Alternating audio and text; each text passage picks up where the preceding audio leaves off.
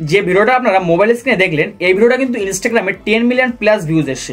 আপনারা কিন্তু চাইলে খুব সহজে এই ভিডিওটা এডিটিং করতে পারবেন। সো কিভাবে ভিডিওটা এডিটিং করতে হয় আমার মোবাইল স্ক্রিনটাকে ফলো করে আমি দেখিয়ে দিচ্ছি। তো কাজটি করার জন্য আপনাদের কিন্তু একটা VPN কানেক্ট করে নিতে হবে এবং তারপরে কিন্তু ক্যাপকাট অ্যাপ্লিকেশনটা ওপেন করে নিতে হবে।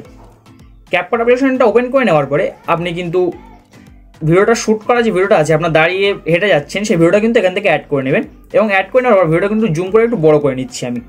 বড় করে নেওয়ার পরে এরপর কিন্তু আমরা ভিডিও শেষে চলে আসবেন এবং যে ক্যাপকাট যে লোগো আছে এটা কিন্তু ক্লিক করবেন এবং ক্লিক করার পরে কিন্তু ডিলিট অপশনে ক্লিক করে এটা কিন্তু ডিলিট করে দেবেন।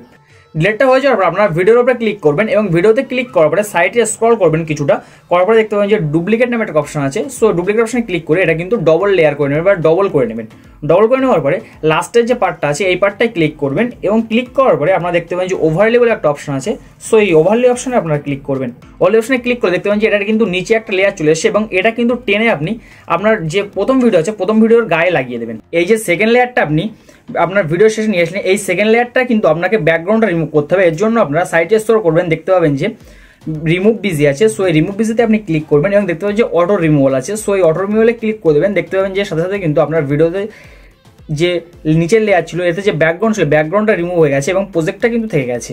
এবার কিন্তু আপনাকে নিচের যে লেয়ারটা আছে এই লেয়ারটা কিন্তু সিলেক্ট করতে হবে এবং সিলেক্ট করার পরে সাইডে স্ক্রল করবেন, দেখতে পাবেন যে অ্যাডজাস্টমেন্ট আছে, অ্যাডজাস্টমেন্টে আসবেন এবং তারপরে কিন্তু সাইডে স্ক্রল করলে আরও দেখতে পাবেন যে গ্রাফস নামে একটা অপশন আছে। এই গ্রাফসটা কিন্তু টেনে দাগড্রপ সম্পূর্ণ উপরে করে দেবেন, মানে যে কোনায় আমি নিয়ে দিচ্ছি এই কোনাটাই কিন্তু রাখবেন। এবার দেখতে পাবেন যে আপনার যে প্রজেক্টটা ছিল প্রজেক্টটা কিন্তু সাদা হয়ে গেছে। এবার আপনাকে এফেক্ট অপশনে চলে আসতে হবে এবং এফেক্ট অপশনে ক্লিক করার ভিডিও এফেক্টে ক্লিক করবেন এবং তারপরে কালারলেস ফ্ল্যাশ এই অপশনে ক্লিক করবেন এবং এখান থেকে ডবল ট্যাপ করে অ্যাডজাস্টমেন্ট করবেন।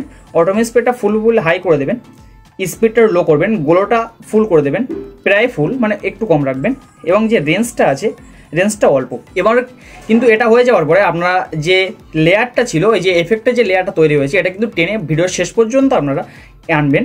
সাইডে টানলে দেখতে পাবেন যে ভিডিও শেষ পর্যন্ত চলে এসছে। এবার আপনারা যে এফেক্টটার যে লেয়ার আছে এই লেয়ারটার উপরে ক্লিক করবেন এবং ক্লিক করার পরে দেখতে পাবেন যে অবজেক্ট টুলে ক্লিক করে আপনারা কিন্তু সেকেন্ড যে লেয়ারটা আছে এই সেকেন্ড লেয়ারে ক্লিক করবেন এবং অ্যাডজাস্টমেন্টে গিয়ে কালারটা যে কালার আছে এটা কিন্তু কম বেশির উপরে আপনার গ্লোটা নির্ভর করছে। সো কালারটা আপনারা যেমন রাখতে চান তেমন করবেন এবং যে গ্লোটা আছে গ্লোটা একটু কম করে দেবেন, না হলে কিন্তু অত্যাধিক পরিমাণে লাইট দেখাবে। সো গ্লোটা একটু কম করবেন এবং ভিডিওতে কিন্তু যে কালার গ্রেডিং আছে এটা কিন্তু অলরেডি আমি অনেক ভিডিওতে দেখেছি ভিডিওতে কীভাবে কালার করবেন। সো সেই ভিডিওগুলো আপনারা দেখলে কিন্তু কালারিং করতে পারবেন, ভিডিও লিঙ্ক ডিসক্রিপশন বক্সে থাকবে।